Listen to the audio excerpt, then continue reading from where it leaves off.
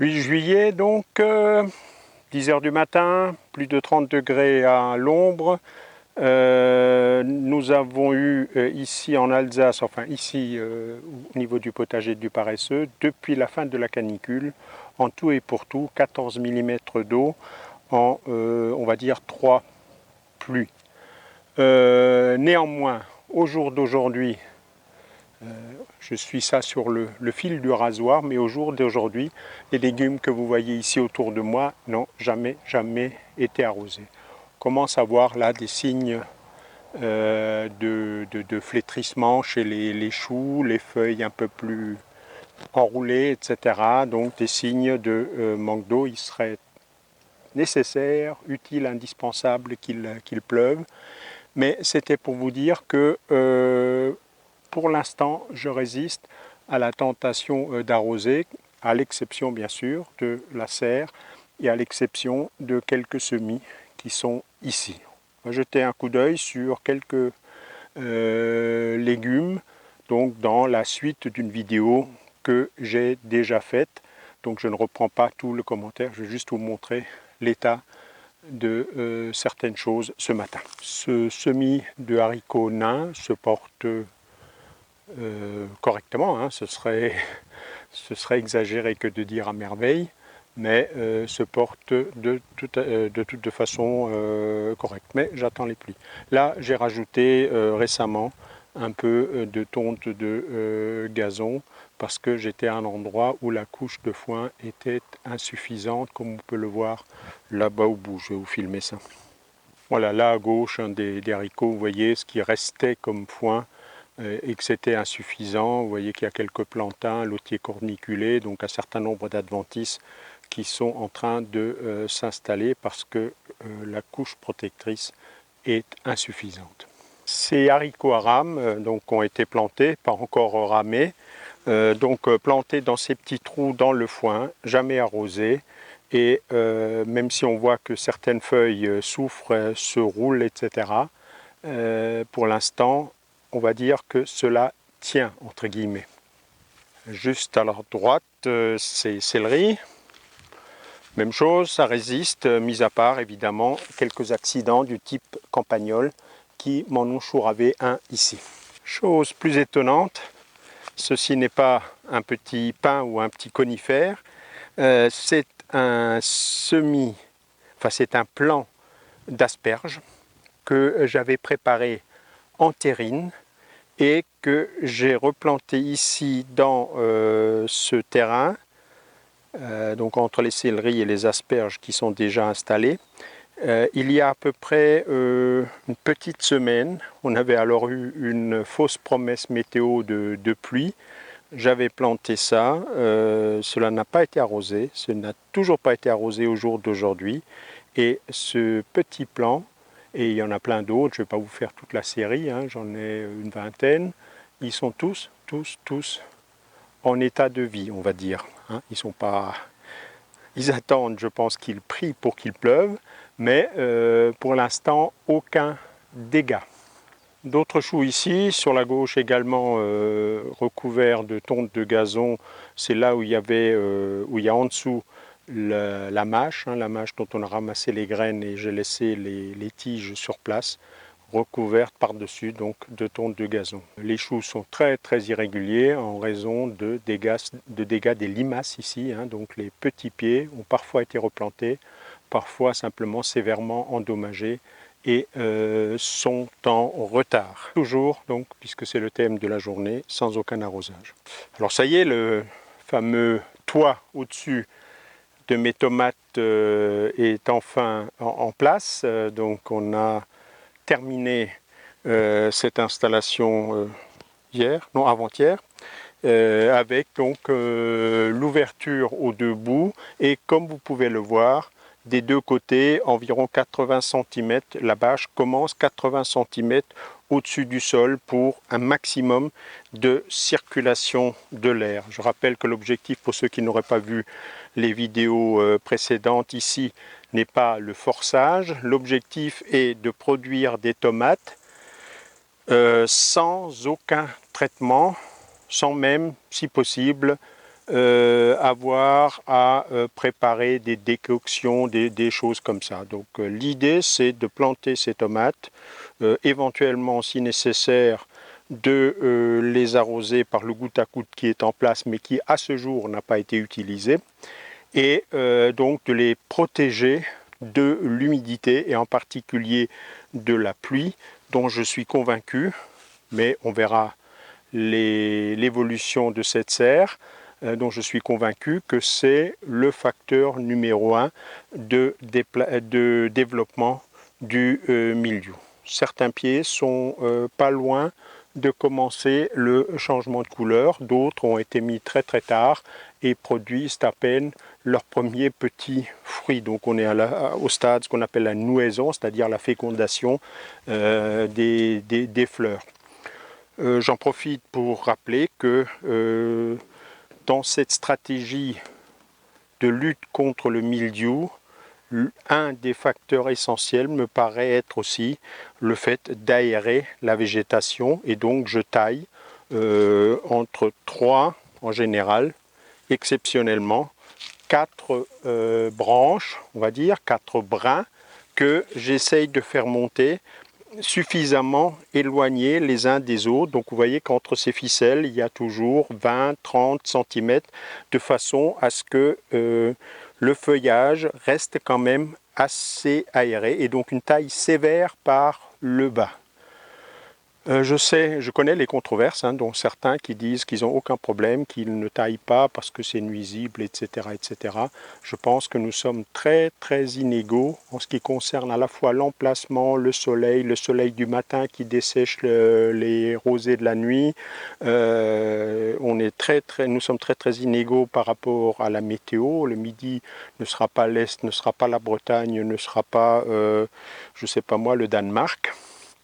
Et pour gérer ces questions de mildiou, sans utiliser de sulfate de cuivre, sans bouillie bordelaise, dont je rappelle que dans ma façon de voir les choses, c'est un poison absolu pour les organismes du sol, les champignons, mais aussi les vers de terre, etc. Or, ma priorité absolue, ce sont les organismes du sol, bien les nourrir et bien sûr ne rien faire pour nuire à leur activité, à leur développement, à leur multiplication. Donc bien évidemment, le sulfate de cuivre, dit bouillie bordelaise, même s'il est estampillé bio, ne rentrera jamais, jamais, jamais dans le potager du paresseux. Bien entendu, je peux dire ça parce que je ne suis pas un producteur commercial. Si demain cette serre est complètement foudroyée par le mildiou, j'aurai pas beaucoup de tomates cette année, je mangerai de la salade, des choux, des carottes, des céleris, etc. Et s'il le faut, j'irai acheter quelques tomates au supermarché. Ce raisonnement, évidemment, un producteur commercial ne peut pas le tenir et il sera peut-être obligé de faire des compromis avec certaines décoctions, certains stimulateurs de défense naturelle, des poudres de roche broyée, enfin un certain nombre de choses, voire en dernier recours du sulfate de cuivre. Voilà, le thème de la matinée n'était pas ça, était de constater qu'on a des signes de flétrissement, d'enroulement des feuilles, variables sur l'un ou l'autre pied, sans doute en fonction de son enracinement. Je n'exclus pas que sous terre, l'un ou l'autre campagnol se soit focalisé sur l'un ou l'autre pied. Donc on ne peut pas directement le mettre en rapport avec la génétique, même si de temps en temps on peut se dire ce pied-là souffre plus que celui-là, donc il semblerait plus sensible. Là j'ai une variété cornue qui semble bien plus sensible que ses voisines.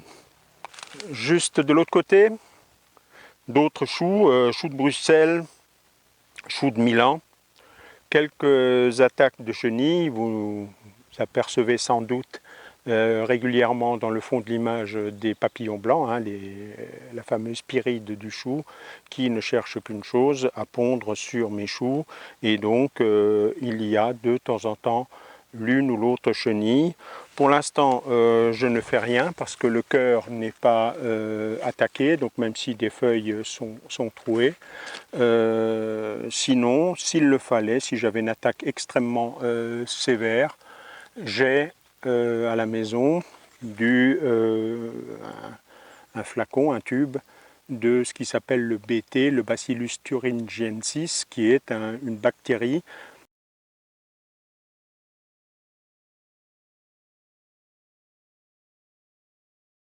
qui infecte facilement les chenilles et qui a un effet toxique fulgurant sur les chenilles, notamment les chenilles du chou, aussi sur les doryphores, pour passer avec cette transition subtile aux pommes de terre qui sont ici sur ma droite. Donc là on est toujours sans aucune irrigation. Les principaux dégâts, vous les voyez ici, des pieds qui se dessèchent parce que des campagnols me les ont niaqués par la voie souterraine. À ce jour, aucun traitement, aucun doryphore.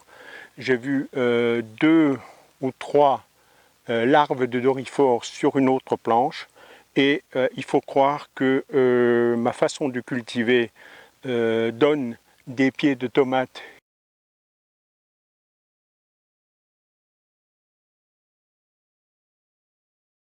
qui n'ont pas un goût qui convienne aux doryphores parce qu'ils ont mystérieusement disparu, sans aucun traitement.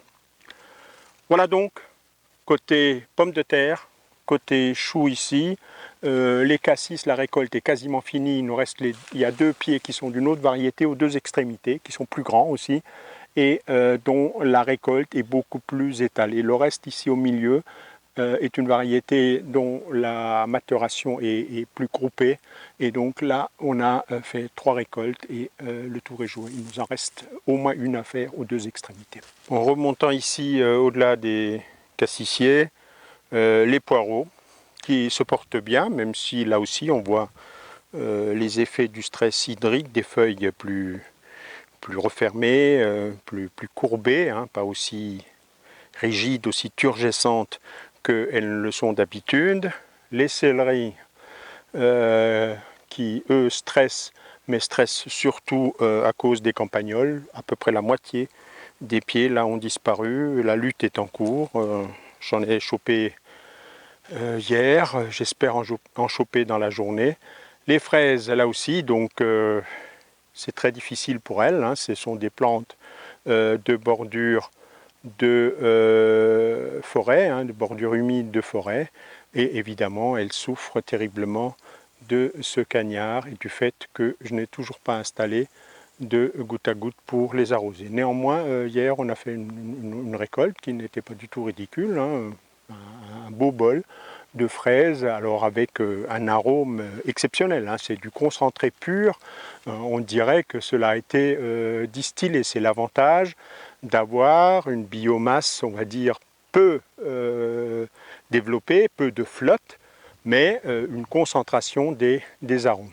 Et comme vous pouvez le voir, toute une farandole de papillons, ça m'inquiète, ça me rappelle mes histoires de semis de légumineuses qui ont foiré ce printemps, et je crois que vu ce que je vois là, ça va repartir. Je vais vous faire un gros plan sur l'origan. Je pense que cet origan, je vais l'installer ailleurs parce que je le soupçonne d'être un attractif pour certains de ces papillons, ces petits papillons cuivrés. Alors je ne suis pas un entomologiste pointu, mais que je crains que ce soit ces fameux lichenidés qui me font le bazar. Alors pour ceux que mes pièges impressionnent, vous voyez que je suis loin de gagner à tous les coups. Ici, le piège est resté en place, ne s'est pas déclenché, et le campagnol, tranquillement, est venu me grignoter ce pied de céleri, ici, juste à côté. Donc évidemment, je vais déplacer le piège, le mettre au niveau de ce trou, laisser le reste de céleri derrière, parce qu'il n'est pas rare que le campagnol revienne pour avancer dans son œuvre. Toujours en remontant ici donc les choux rouges, je vais me procher un peu pour que vous puissiez apprécier la taille de ces énergumènes. Choux rouges, donc voilà, les 2 extrémités, donc ils font bien l'entonnoir, ils n'attendent qu'un peu de pluie pour concentrer cette eau qui va couler le long de leur tige sans même mouiller le foin et rentrer dans le sol. Juste à côté, donc un manquant, là j'ai mis un autre chou cabu, je n'avais plus de chou rouge, parce que, évidemment, grignotés par les campagnols. Les fenouils qui n'ont pas été grignotés sont très bien. Un autre céleri là, victime des campagnols. Voilà. Donc la signature est tout à fait limpide. Pas besoin de graphologue pour savoir qui c'était. Donc les campagnols continuent leur œuvre ici et les céleris qui survivent continuent de se développer malgré la canicule, donc toujours sans arrosage. Même chose pour les pommes de terre et même chose bien évidemment, sauf celles qui ont été grignotées par le bas. Il me reste 1, 2, 3, 4, 5 pieds corrects on va dire, tous les autres ayant été plus ou moins endommagés sur les bords et parfois et souvent jusqu'au cœur. Arracher ce petit lison là qui prolifère. On va essayer comme toujours d'avoir le maximum de spaghettis. Et voilà, donc ce que je vous montrais tout à l'heure en détail. Alors gros plan ici, hein, donc sur ce joyeux bordel de papillons et d'insectes butineurs. Et comme dit, les papillons, ça aurait tendance à m'inquiéter un peu au jour d'aujourd'hui. Je soupçonne que là-dedans, il y en a qui sont les papas, les mamans de ces chenilles qui m'enquiquinent tant dans mes semis de légumineuses au printemps. Au premier plan, hein, ce bourdon extrêmement actif sur cette tête d'oignon, dont je suis toujours surpris, mais ces Aliacées, hein, puisque c'est la famille dont il est question ici, ces Aliacées, c'est la même chose, hein, si c'était des poireaux ou d'autres plantes de cette famille, forment ces boules extrêmement attractives pour les insectes butineurs de toutes sortes et de toute nature. Il y a là-dessous, si on peut les voir, je vais zoomer sur un autre boule, des tout petits butineurs qu'on voit rarement. Je ne sais pas si vous les verrez, mais il y a là-dessus des tout petits insectes butineurs que je suis incapable d'identifier, en plus de ces gros bourdons gloutons. Donc du côté de la serre, hein, donc tout est sous goutte à goutte. Donc j'ai 3 réseaux qui sont arrosés alternativement, enfin branchés alternativement pour environ 1 heure par jour. La production continue, le concombre est arrivé en haut. Certaines tomates font la tronche sur la gauche, je pense que c'est une maladie, hein. Ce sont toutes des cœurs de bœuf, tandis que d'autres pieds se portent bien. Et celui ici sur l'extrême gauche a maintenant 3 tomates mûres et une qui est orangée. Donc je crois que je l'ai dit dans la vidéo précédente, je vais le redire, mais je les laisse hein, de façon à ce que la production d'éthylène, le gaz que produisent et qu'émettent ces tomates mûres, diffuse un peu dans la serre et accélère le mûrissement des tomates qui sont déjà physiologiquement suffisamment avancées pour cela, c'est-à-dire à l'intérieur, les acides sont déjà en train de se transformer en sucre. À ce moment-là, le rougissement est plus un phénomène de gaz qu'un phénomène de soleil et de photosynthèse. Toujours des courgettes, on en mange tous les jours. Et plus ça va, plus je trouve les courgettes crues, celles-là, extrêmement sucrées et une excellente salade, bien meilleure que les courgettes cuites. Ici en haut, les échalotes font sérieusement la gueule, hein. Là elles se sont couchées. Certaines sont, on va dire, sèches, hein, quasiment sèches, là par exemple. Et donc là, je pense que la récolte ne va pas tarder. Surtout s'il pleut, une fois que le sol sera humide, je me méfierai de certaines moisissures qui peuvent s'installer. On voit aussi que la couche de foin a été largement digérée. Si vous retournez sur une des vidéos faites en mars, lorsque je plantais ces oignons, ça a été filmé exactement ici. Vous verrez l'épaisseur de foin et aujourd'hui vous voyez que les adventices font partie des adventices, ces pieds de tomates, puisque l'an dernier ici il y avait des tomates qui sortent font partie ce laitron. Alors lui, comme il est en train de produire de la graine, je vais l'enlever. Je n'y tiens pas spécialement à ce qu'il m'ensemence tout le périmètre. Hein. Donc voilà le laitron. Ce qu'on confond avec le chardon, il n'est pas coupant, hein, on peut, ça pique légèrement, mais on peut tout à fait le manipuler. On ne ferait pas ça avec un chardon. Et surtout, typique, ces fleurs jaunes qui ressemblent aux fleurs de laitue. Donc celui-là, comme il risque de me produire des semences, il est balancé dans l'allée là-bas et non pas en couverture. Je ne suis quand même pas maso. Voilà donc... les oignons, eux, restent verts, donc sont sans doute en pleine production, enfin en pleine croissance des bulbes. Bon, du côté des échalotes, on va en ouvrir, on va en arracher une. Hein. C'est loin d'être ridicule si ça devait s'arrêter ici. Et ça va sans doute s'arrêter très très bientôt, même s'il flotte ce soir. Donc là, par exemple, on voit que ce bulbe-là, c'est complètement desséché. Cela fonctionne encore. Bon, j'espère que le rotophile du voisin ne passera pas trop au micro. En remontant du jardin, je voulais vous montrer ici un peu comment ça se présente du côté donc, de la partie tondue, l'allée tondue. On voit que les graminées, donc l'herbe, la prairie, est en train de se transformer en paillasson, hein, donc en train de dessécher sur pied. Les graminées ont beaucoup de racines superficielles, mais ne descendent pas très loin dans le sol. À l'inverse de cette composée, dont je ne connais pas le nom, donc joker, qui a une racine qu'on n'arrivera pas à arracher, je pense, mais pivotante, qui, oui, évidemment, ça casse, hein, puisque tellement c'est bien enraciné et ancré, mais qui a une racine dont on voit ici le début, extrêmement puissante, qui descend dans le sol. Donc elle arrive à tirer son épingle du jeu et à continuer sa croissance et même sa floraison.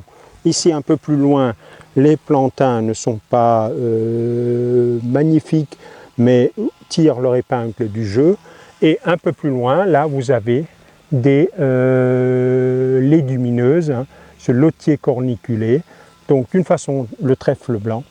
D'une façon générale, ces légumineuses, notamment des prairies, ont un enracinement extrêmement puissant qui leur permet d'aller chercher l'humidité en profondeur, la championne étant la luzerne, qui a des racines qui vont chercher l'eau à 2-3 mètres si le sol le permet bien sûr, et sur une pelouse tout à fait sèche, vous pouvez avoir un magnifique pied de luzerne qui fait 30 ou 40 cm de haut. Ça me fait penser, il y en a un de l'autre côté du jardin, peut-être aller le filmer, ça peut être intéressant pour vous. Voilà, ici donc de l'autre côté du jardin, hein, tout en bas, derrière le fameux bosquet que vous voyez de temps en temps en fond d'écran et où j'ai dit qu'on a libéré la vipère. Je regarde, mais a priori je ne la vois pas. De toute façon, c'est un animal extrêmement craintif, hein. Elle était prise dans le filet, ce qui l'a empêché de se sauver, mais sinon vous n'en verrez jamais, même si elle était là tout à l'heure au moment où je suis arrivé avec mon caméscope.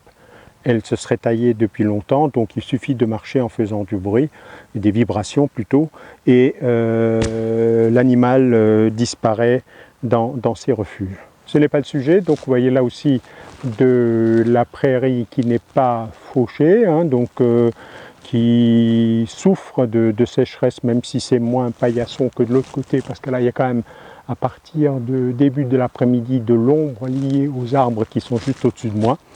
Et ici, donc je voulais vous montrer ce pied de luzerne. Donc malgré cet environnement plutôt rude, hein, plutôt sec, cette luzerne est en train de former ce magnifique bouquet, de fleurir et de former ses tiges. Donc c'est une plante de ce point de vue-là remarquable, hein. C'est une des plus grosses productrices de biomasse Sous nos climats, on peut sur une luzernière faire 4 ou 5 fauches par an sans même irriguer sous nos climats, ça repousserait. Si je coupe ça, si je le mets dans le jardin, dans quelques semaines, même s'il ne pleut pas, il y aurait de nouveau un bouquet de tiges. Donc, remarquable plante, mais je vous la déconseille a priori comme engrais vert, parce que ça, vous ne vous en débarrasserez pas comme ça. Vous imaginez que vous avez une vraie corde, une racine qui est une vraie corde qui descend à 2 ou 3 mètres pour chercher l'eau. Bien sûr, une plante pérenne qui est en place pour plusieurs années, qui sera donc difficile à étouffer. Vous mettez là-dessus au printemps 20 cm, 30 cm de foin, aucun problème, comme le liseron, cela passera à travers. Donc je vous le déconseille légèrement comme engrais vert, même si de temps en temps, ma grande surprise, je vois commercialiser ça dans des jardineries comme possible engrais de verre. C'est un excellent fourrage, donc si vous installez une prairie permanente pour nourrir des animaux, des lapins, des chèvres, des vaches, etc., dans des zones relativement arides, c'est un excellent fourrage, mais je le déconseille un tout petit peu, bien que légumineuse, bien que ces racines puissantes peuvent être intéressantes, mais ce n'est pas aussi facile de s'en débarrasser sans travail du sol. Bon allez, avant que la chaleur ne m'achève complètement, et tandis que quelques nuages commencent à bourgeonner, j'espère qu'ils n'en resteront pas qu'au bourgeonnement et qu'ils nous apporteront une bonne pluie, pas trop de grêle, pas trop de dégâts. Je voudrais quand même conclure en précisant un tout petit peu les choses. Si dans ces images, je vous montre comment, dans ma situation à moi, je suis en train d'essayer de tirer au maximum sur les réserves du sol pour ne pas avoir à arroser, il faut quand même qu'on soit conscient que tout cela est extrêmement complexe. Donc n'essayez pas de m'imiter, ça n'a aucun sens. Je répète régulièrement, peut-être pas assez dans ces vidéos, que chacun doit concevoir son potager du paresseux en utilisant les mécanismes tels que je les décris, mais chacun aura, en fonction de sa situation, de son climat, de sa météo de l'année, il pleut pas, il y a des orages violents, il gèle, il ne gèle pas, de son sol bien entendu, de la situation, en haut de versant, en bas dans une vallée, etc., des réactions tout à fait différentes. Donc ne vous attendez pas à ce que systématiquement ça se passe comme je vous le montre ici dans ma situation à moi. Mon idée n'est pas de vous plaquer un modèle, mais de vous donner une trame de réflexion qui vous permet d'observer et de gérer votre propre potager. Donc en l'occurrence, pour la question de l'arrosage, la règle de base, c'est en fin de journée de regarder ces légumes, de voir est-ce qu'il y a du flétrissement, oui ou non. S'il n'y en a pas, il n'y a aucune raison parce que quelqu'un dans un guide ou dans un ouvrage a écrit qu'il fallait arroser les carottes tous les 3 jours. Si elles ne flétrissent pas, il n'y a aucune raison d'arroser, aucune. On n'est pas obligé de croire ces imbécilités. Par contre, s'il y a du flétrissement, en fin d'une journée cagnard comme aujourd'hui, c'est normal. Ce n'est peut-être pas non plus suffisant, mais il faut déjà réfléchir un tout petit peu. Sur certains légumes, cela n'aura pas de conséquences. Il vaut même mieux les pousser un tout petit peu à aller chercher l'eau. Donc leur serrer un peu le robinet pour qu'ils aillent chercher l'eau par leurs propres moyens ou en association avec les mycorhizes du sol dont on a parlé dans la vidéo précédente, et donc ne pas leur servir l'eau trop facilement en superficie, sans quoi elles vont se dispenser de cet effort. Et en explorant moins finement le sol, elles vont aussi moins finement bénéficier des minéraux, et vous aurez quelque chose de plus aqueux. Vous aurez des tomates plus insipides, vous aurez des melons gorgés d'eau mais sans sucre et sans goût, etc. Donc ne cédez pas à cette facilité. Par contre, si le lendemain matin, vous voyez qu'il y a encore du stress hydrique, ça veut dire que la plante n'a pas récupéré à la fraîcheur de la nuit, et donc là, avant qu'elle ne se dessèche fatalement, bien entendu qu'il faudra intervenir par de l'irrigation. Ceci est à nuancer aussi en fonction, donc, je viens de l'évoquer, des végétaux. Certains végétaux dont vous cherchez une biomasse verte très abondante, typiquement par exemple une salade, une laitue, ne la stressez pas trop parce que tout stress hydrique va l'amener à monter en graines pour perpétuer l'espèce. Foutu pour foutu, elle va dire je vais produire des graines, au moins l'espèce la perpétuation de l'espèce sera assurée. Donc certains légumes dont vous recherchez la biomasse verte aqueuse, ne les stressez pas trop sous peine de les voir partir en graines et sous peine donc de ne pas pouvoir les consommer. D'autres, comme par exemple les tomates, dont vous récoltez les fruits, les courgettes, que sais-je encore, vous pouvez les stresser davantage, puisque là, vous allez déclencher plus de floraison et surtout, vous allez avoir quelque chose beaucoup plus concentré, beaucoup plus riche en sucre, beaucoup plus riche en goût, en ayant moins de biomasse. Bien sûr, en restant toujours dans des limites qui seraient le début ou l'arrêt de végétation des plantes ou le début donc d'un dessèchement sur pied. Donc première mise au point. Deuxième mise au point, nous sommes chacun dans des situations complètement différentes par rapport à cette question de réserve du sol. Vous imaginez que votre jardin, votre potager, c'est plein de choses à la fois. C'est en particulier un réservoir de flotte. Ce réservoir de flotte, sa contenance est déterminée par deux limites. Quand un sol est complètement gorgé d'eau, vous l'avez trempé, vous avez arrosé jusqu'à ce que ce soit plein d'eau, donc saturé d'eau. Si vous imaginez prendre ce sol dans une passoire, vous verrez une partie de l'eau qui s'écoule. Cette eau, elle remplit le gros vide dans le sol et elle n'est pas suffisamment retenue pour rester dans le sol. Il est bon que cette eau s'échappe pour libérer de la place à l'air. Le sol a aussi besoin d'air, très exactement les organismes vivants du sol, les plantes et les organismes vivants du sol ont besoin d'air.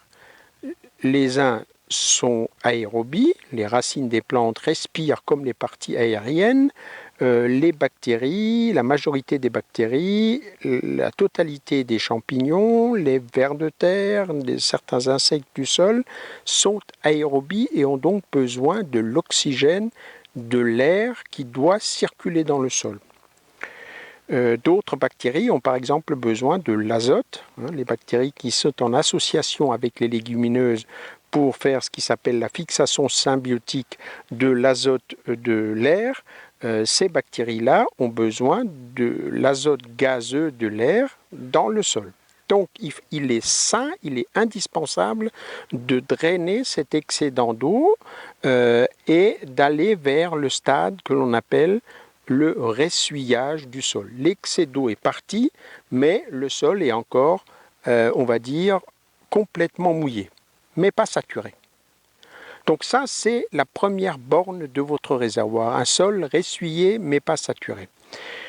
Ensuite, cette eau est disponible, les plantes peuvent en prélever, elle est retenue, donc elle ne s'écoule plus vers le bas, elle n'entraîne pas de lessivage, etc. Les plantes arrivent à l'extraire par ce qui s'appelle la succion des racines, l'inverse d'une pression. Et cette succion, on a déterminé qu'en moyenne pour nos plantes cultivées, c'est environ 15 bars. Donc elles ont la possibilité de tirer l'eau jusqu'à une pression négative, donc une succion d'environ 15 bars. Au-delà, une fois que toute cette eau a été enlevée et qu'on arrive à cette limite-là, l'eau devient trop difficile pour que les plantes puissent s'en nourrir aisément. Ce point-là, il s'appelle le point de flétrissement. C'est le moment où les légumes commencent à flétrir, un peu comme ce chou-là qui commence à flétrir. Donc là, dans le sol, sans doute qu'on est assez près du point de flétrissement. Et donc, entre ces deux bornes, on a ce qu'on appelle la réserve utile. Au point de flétrissement, il reste encore de l'eau. Mais cette eau est trop difficilement retenue et les plantes, les mycorhizes, n'arrivent plus assez facilement ou suffisamment facilement à l'extraire. Vous ne le savez peut-être pas, mais du bois sec, par exemple, contient encore de l'eau, 12, 14, 15% d'eau.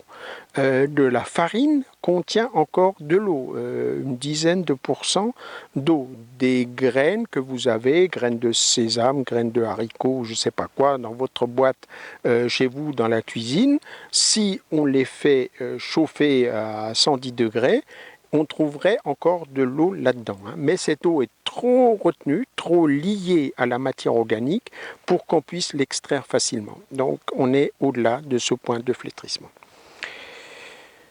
Donc entre ces deux bornes, la réserve de votre sol.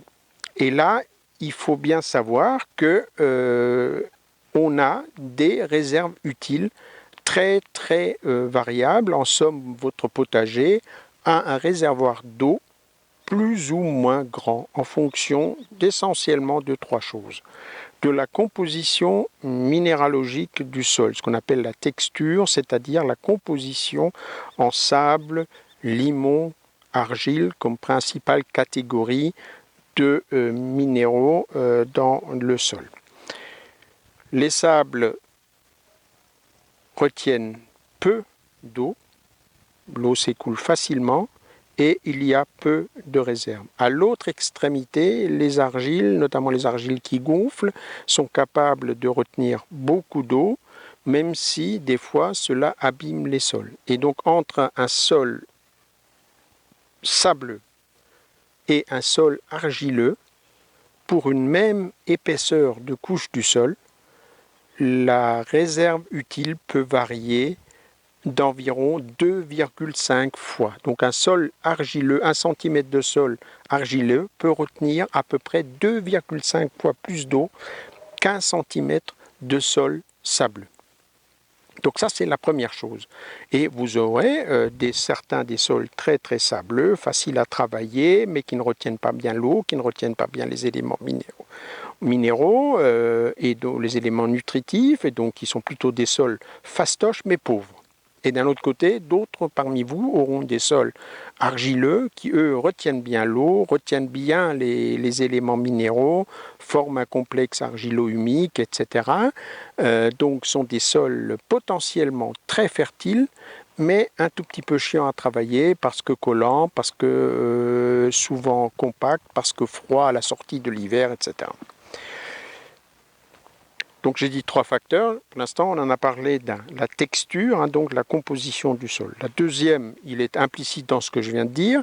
Quand je dis que pour 1 cm dans un sol argileux, il y a 2,5 fois plus de réserve que dans un sol sableux, bien entendu, vous aurez compris que plus un sol est profond, plus il y a de centimètres qui s'étalent les uns sur les autres, et plus la réserve d'un sol, la réserve utile en eau, sera importante pour, bien sûr, un même sol. Donc, si vous avez un sol, on va dire, sableux, si vous avez 20 cm de sol, vous aurez 3 fois moins de réserve utile que si vous avez 60 cm de sol.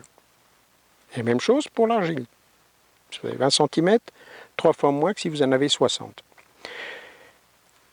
Et la troisième chose passe souvent inaperçue parce que en agronomie, on ne parle que de la fraction fine du sol, c'est-à-dire les particules qui ont moins de 2 mm. Il faudra que je vérifie, je mettrai un petit cadre bleu si je me suis trompé, mais je crois que c'est 2 mm. Et tout ce qui est supérieur à 2 mm n'est pas pris en compte dans l'analyse d'un sol. Mais il est clair que si vous avez un sol dans lequel vous avez beaucoup de gros cailloux, de gravier, etc., tout cela, c'est de la masse morte qui ne participe pas aux propriétés physiques, au stockage de l'eau, aux propriétés chimiques, à la rétention des éléments minéraux, à la nourriture de vos organismes. Donc, si vous avez ici un même sol avec, on va dire, un quart du volume qui est occupé par des graviers, des galets, des cailloux, etc., et de l'autre côté, quelqu'un a un sol qui est constitué que de particules fines, il est évident que la réserve utile du sol, toute chose égale par ailleurs, de ce sol sans cailloux, sans gravier, sera plus importante. Donc voilà un peu ce qui va faire que la réserve, le réservoir avec lequel vous partez au printemps, peut varier dans des proportions de 1 à 15.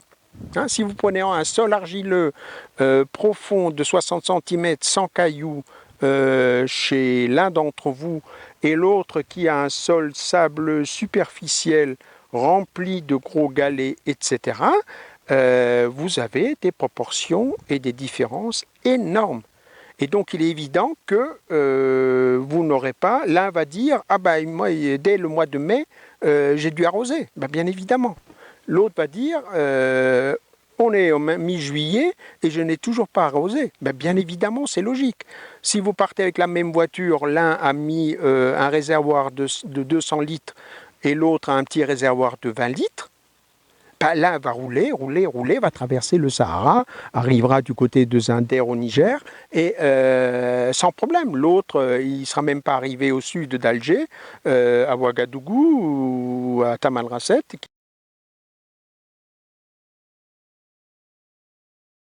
Il sera déjà en panne sèche, c'est une évidence. Hein. Donc ne vous comparez pas, raisonnez le mécanisme à partir de votre situation à vous, avec vos observations à vous. Un dernier point, et puis il sera temps de me ranger et de me mettre un peu au frais. Tout cela a supposé qu'à la sortie d'hiver, le réservoir était plein. Sous nos climats, en règle générale, c'est le cas, mais on constate quand même depuis quelques années, alors réchauffement climatique de mon point de vue, alors d'autres le contestent, et il y a pour moi le réchauffement climatique qui est dans nos latitudes surtout une plus grosse agitation climatique, hein, donc avec des périodes de sécheresse plus brutales, des orages plus brutaux, des périodes de froid sans doute plus brutales et dans des zones où on n'y était pas habitué, il neige en Normandie, il neige à Nice, etc. Si on prend quelques années, hein, pas la même année, sur une dizaine d'années.